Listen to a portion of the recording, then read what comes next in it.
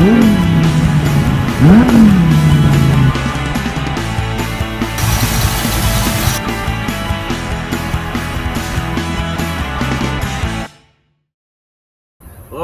welcome to That'll Do Garage. I'm really excited for our project today. You can see behind me we got the Land Cruiser in the garage. This is Mitch's old Toyota Land Cruiser. I want to say it's in the 70s. Today we're going to be doing a disc brake conversion on it, which is a pretty big deal. This thing has been almost unsafe to drive for over a decade because of the drum brakes.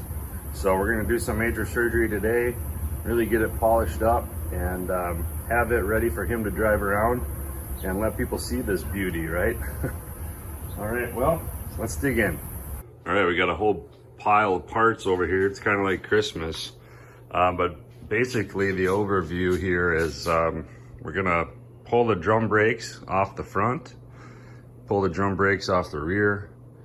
We're gonna be modifying a couple of small things. It's sort of like you put their bracket on, and then if the rotor hits, you got to grind off a tab. It's not a huge deal, not a lot of modification.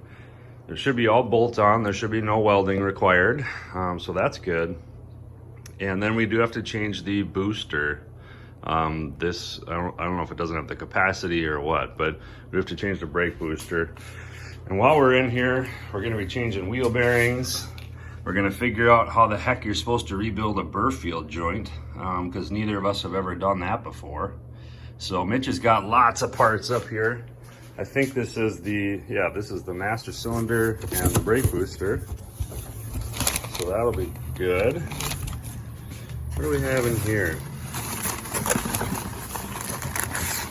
There's just tons of bags of parts. There's a lot to do here. This is a big job. More seals and wheel bearings, gaskets. They do give you some pretty good, so let's see, I think these are the front brake parts and these are the rear. And they do give you pretty good instructions, so that should help. But because we're nerds, we went ahead and reviewed these instructions like a couple weeks ago, and just tried to figure out all the stuff we're gonna need and the tools we'll need and the parts we'll need. And we started taking notes, and Mitch went on Amazon and put everything in his cart. So there's a very slight but real chance that we will have everything we need. But you can kind of see the instructions here, they're pretty good. So we're gonna pull the brakes off, we're gonna pull the spindle assembly off. And at that point, we'll pull the axle shafts out and rebuild the burfield joints. And then you put their parts back on. You do some shimming, some spacing with their bracket. You might have to grind down the edge of the hub. Oh, and don't make this mistake, which is, I guess, the caliper rubbing against the hub. And it's the same idea for the rear. Good instructions here. So in here, there's a lot of bracketry, some hoses, rotors, pads, all kinds of stuff. And of course, we had to buy some new tools too. So these are to break off to pinch off the rubber brake lines and see if they actually work. We're assuming we'll be replacing some brake lines. Apparently these gloves are awesome, according to Mitch. What's in this one? Oh, new flaring tool set. This one I'm excited about because I've never owned one of these before, and I still don't. Mitch does. But mi casa, su casa, I guess? I don't know. It's a dial indicator set. So after we put all this stuff together, we got to set this baby up next to the hub and the rotor and check run out and make sure everything is okay and straight and flat and not, you know, fluctuating back and forth. So we're gonna get this thing up in the air, get the wheels off, get it all blown apart. I'm super impressed with how well it fits in here. It looks kind of like a big machine, but it's actually plenty of room. So it's gonna be fun. I'm really looking forward to this. Okay, so wheels are off. First step, Remove the hub assembly, the locking hub assembly, the hub assembly, brakes. Yeah, it's pretty a pretty loaded step there. But so we're gonna start by pulling this hub apart. We'll pull the spindle stuff apart, get all this off, and we're gonna have to deal with some wheel studs too. Some of them are broken, like that one's all stripped out. I think that one got a little bit knackered too. So we'll figure that out as we go.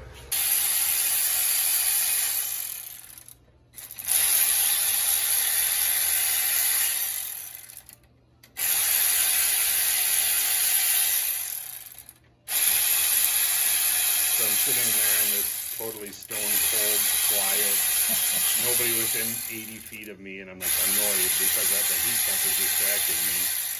Just Yeah, and then it shuts off, and then 90 seconds later it turns back on. Okay, that would get me.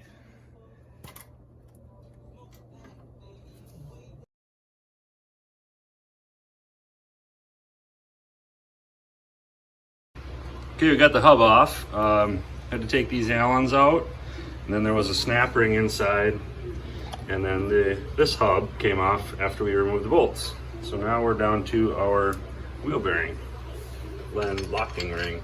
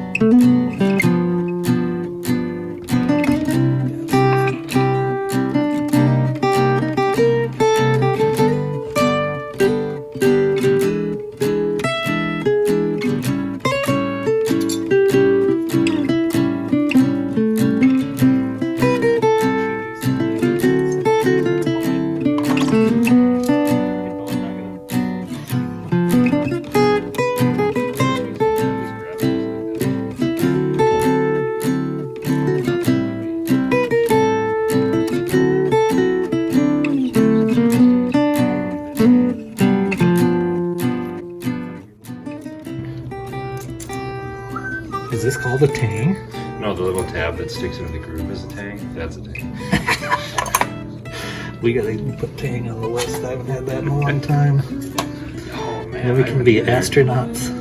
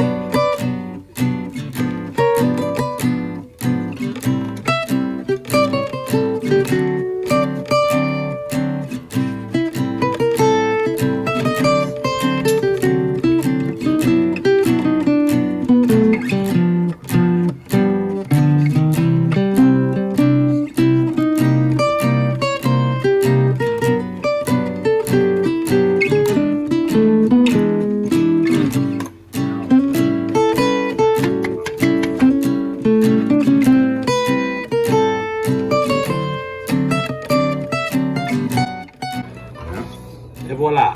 I don't remember a washer on the other side, but okay. I don't either. We'll go interrogate that later. And now potentially the drum will just slide right off. If the brakes are as worn on this side as they were on the other side. These ones are hanging a little bit, so they're keyed.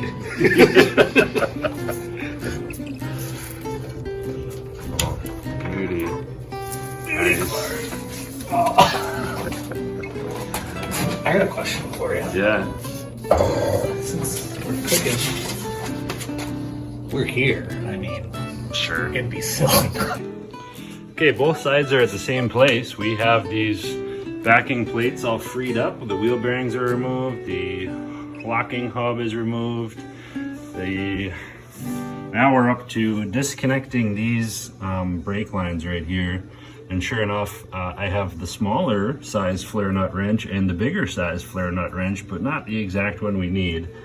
And we're pretty sure that this is the point where the new line's going to hook up. So we want to be careful here and use the right tools to save that. But then once we get that off, this is all going to come off. This whole backing plate will just lift right off and go in the garbage can, essentially.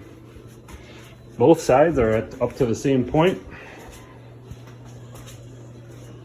Same deal here.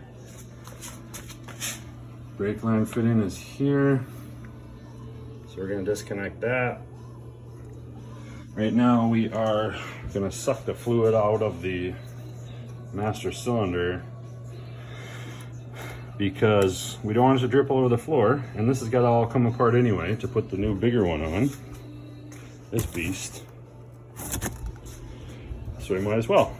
All right, so Mitch came through in the clutch. He had a whole set of flare nut wrenches over at his house, both metric and standard, and he did have a 10. So we got that line disconnected, which means the whole backing plate can be lifted right off, and it's over there, go in the garbage can somewhere. So now we're gonna divert from the plan just a little bit, and we're gonna pull this apart to get the Burfield joints out and rebuild those since we're in here. And neither of us know how to do that, so it should be a good time. Got it.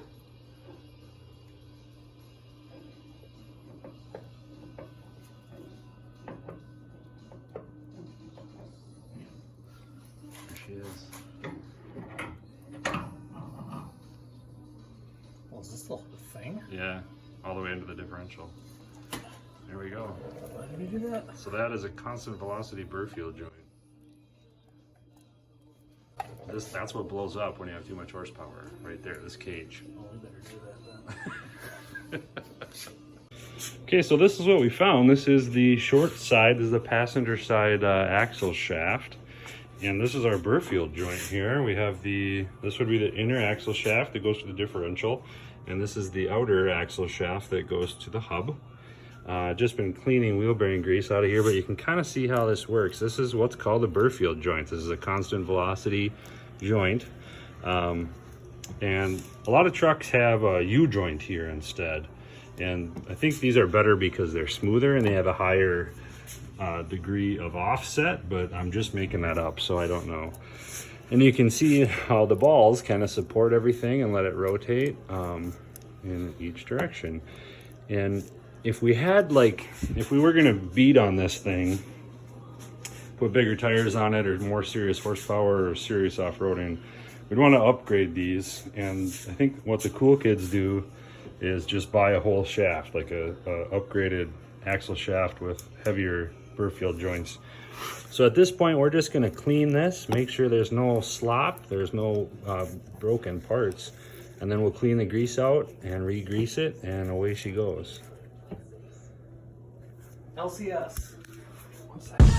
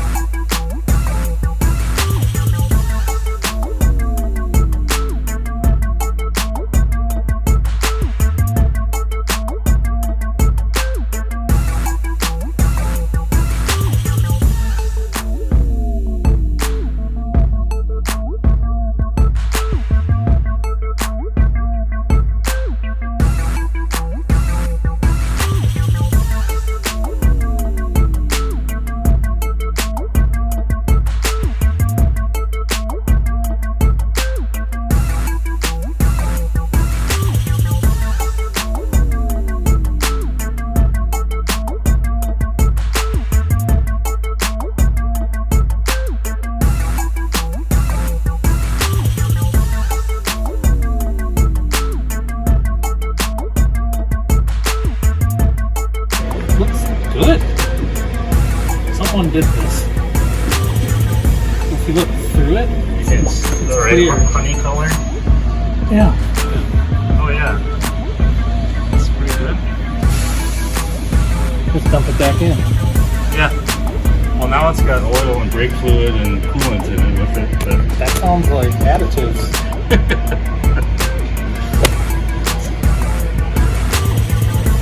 LCS.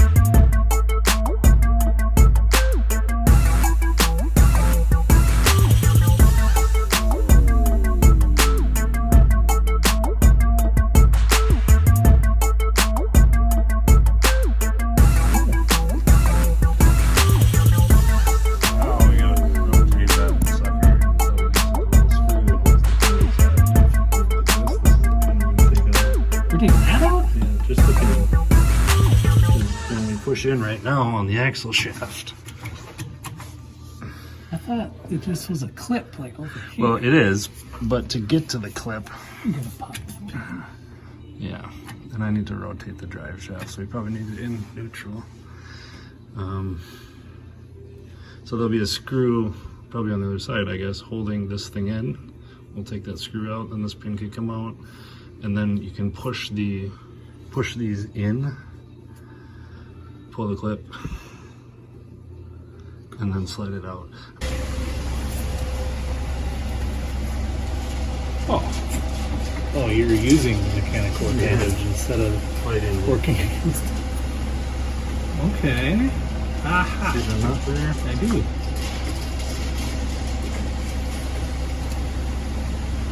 Yeah, right.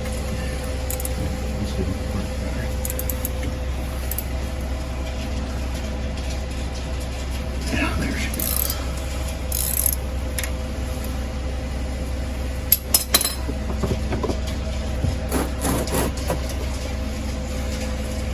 A lot of rubber under this truck. Safety.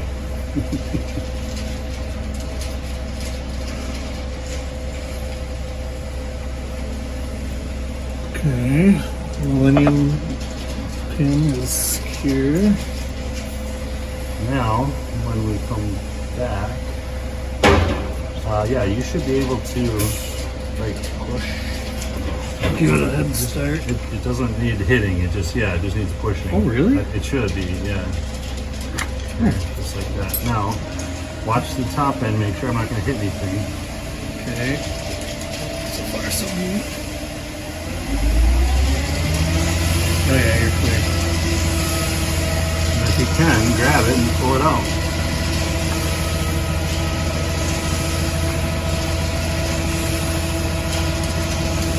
Now hold on, the spider gears might drop, so you want to keep your hands down here. These gears, because that's what's holding these side gears. See how this one's loose? So just kind of catch it. Now you can pull it out. Yep.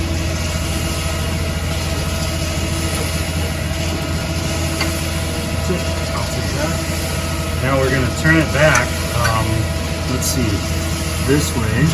Oh, God. That's why you're there, bitch.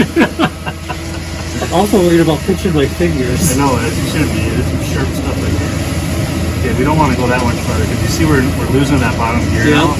So that's probably good right there. We'll take the spacer too. Okay. Now we're going to try to push these in. Can you edit that out? You just fall out? What? Yeah, there's not. This is all precision stuff. So let me go push on the other side and you can catch it. Try not to get prison bitch scared. Yeah.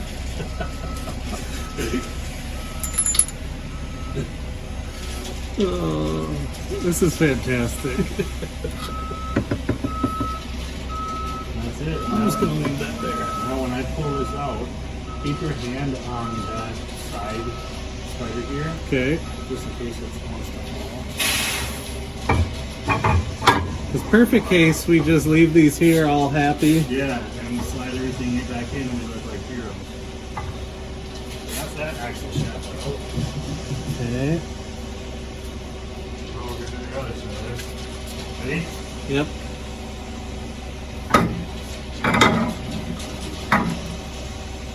They seem to be happily supporting one another. Yeah, that's how it should work. Groovy. That is it. Now we do all our stuff out here. We put it back together and we put it back together just like you took it apart. There's nothing to it. Huh? It's not that bad. Yeah. I know it's well if It's you intimidating. it is, and if you take these off or you take the pinion out, What's the pinion? the pinion is the gear on the front, like wait, it's up on the front wall. The one that goes to the Attached ring to and the drive pinion. shaft. Got Yeah, it. this is the ring gear. And the pinion gear is the one up on the front wall. And then these Are spider gears. And this is called a carrier. So these pinion or these bearings are shimmed left to right, and they're tapered. So that changes the preload on the bearing. That old thing. Yeah, and then the pinion gear is shimmed front to back, which changes the preload on the bearing, but it also changes the contact pattern between the pinion and this. And you can definitely have it too far in or too far out. There's not like a put it in all the way and tighten it. It doesn't work like that. It's a very, very interrelated kind of thing, you know. But yeah, this is it now. So we just took all the simple stuff out. Everything else after this is really hard and would require a bunch of measuring, and we don't want to get into that. Does it worry you that there's RTV on the inside of this thing everywhere? I don't think so, no. We'll clean it all off and use the paper gasket. No, I mean in between. Oh, inside. On the front side. That's because this is a removable third member. Remember we talked about that before? No. So you could actually come on the you could come on the front side of this and take all those bolts out, like in the circumference of the diff pattern, and you could drop this whole third member out and put it on the bench. What's the third member? The third member would be the assembly of this housing and all these gears. It would just all come out in one big piece, and you drop it on the bench. Oh, got it. You, like they do on Dirt Every Day, where they build them on the bench and then just shove them Yeah, in. well, yeah. Those are called third member axles, and then a lot of axles nowadays aren't like that. Like the one on your Tundra is probably like I described, where you have to shim it in place and build it all in place. Okay. You can't just bolt it in like this one. But yeah, you could. So some like cool guys that race, they'll have like 4 of those, and they'll just take the cover off and take the diff off and just bolt in a new gear set. You know, like on the fly. So what do you do when you make it a locker? You weld all the spider gears together? Well, a poor man would just weld this to this, although this is cast, so that wouldn't weld very well. But yes, you'd weld the spider gears to each other, like for the whole, as much material as you can, and then they won't rotate like it was just doing.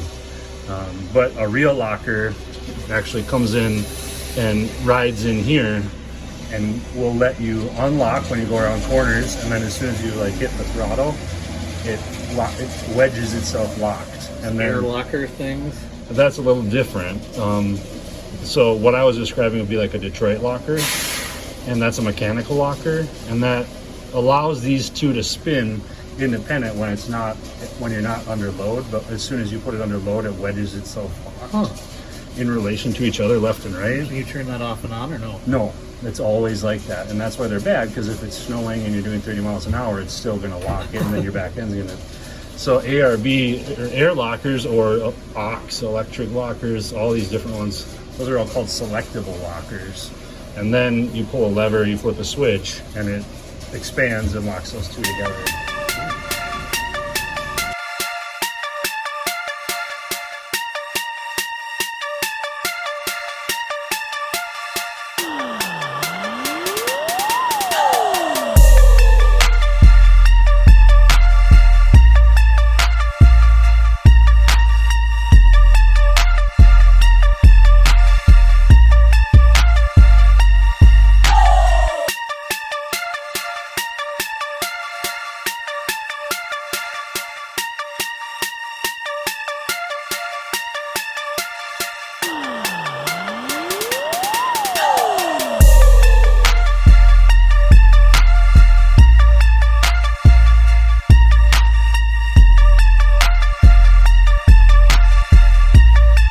Okay, well this is where we ended up at the end of our first working session.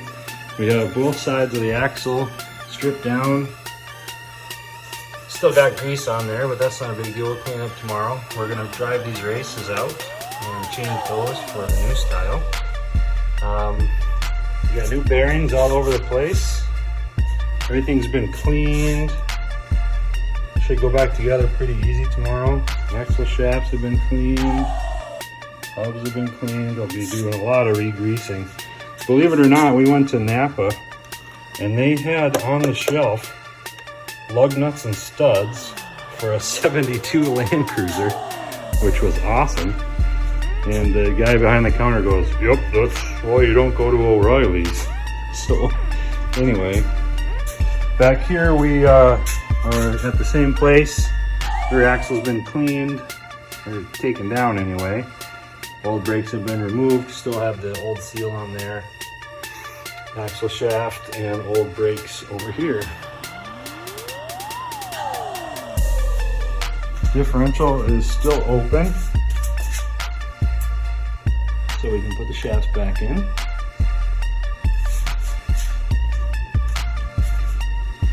And the same deal here. All these drums and backing plates are going to eventually go in the garbage, but we're not going to worry about that right away. And we got another pile of clean parts over here. Everything ready to go back together. So next working session we'll be putting the hardware back together for all of this stuff, and then we're going to install the new brake booster on the firewall and start plumbing some lines. Should be able to reuse a lot of the lines, but there will be some figuring things out right when we reach the wheel. But it should be fun. This is still a good time. A lot of parts left. So yeah, I hope you're enjoying the video so far. Stay tuned for more action. Oh look, I got a new notification for That'll Do Garage. Looks like we're ordering a new Ford Bronco. Like, comment, subscribe, and ring that bell so you can be cool and get notifications too.